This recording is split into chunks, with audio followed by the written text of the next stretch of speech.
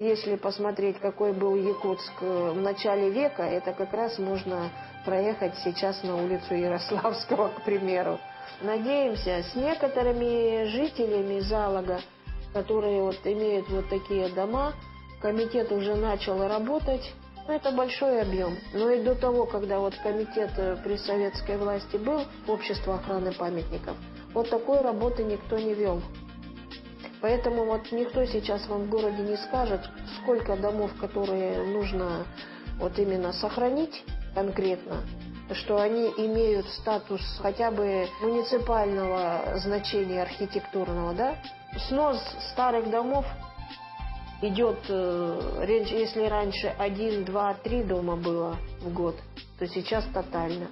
Вот всем печально знаменитая вторая аптека, дом Киринского, добротный дом. Вместо него стоит девятиэтажка.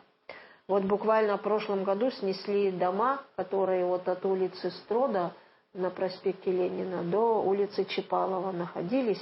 3 дома, это дома Васильевых, Охлопковых. Там вот сейчас тоже идет строительство микрорайона. Вот на проспекте Ленина у нас, получается, остался вот 2 дома, где магазин «Моя аптека», и вот это богадельня и приют. Приют для арестантских и ссыльно-поселенческих детей. При приюте имелась школа. В среднем в год в нем проживало 30 детей. Приют работал до 1920 года. Все, остальное было все снесено.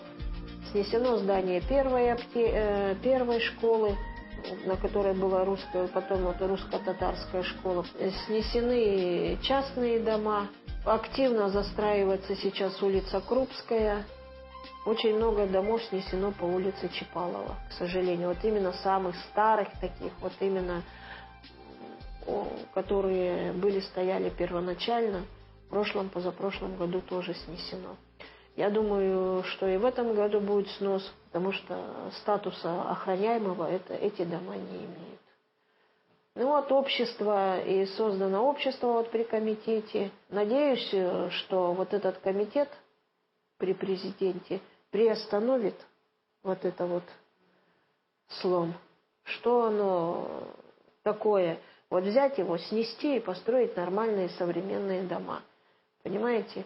Вот, естественно, вид у них такой серенький. Конечно, людям хочется современное, с благоустройством. Но это история, и причем уникальная история.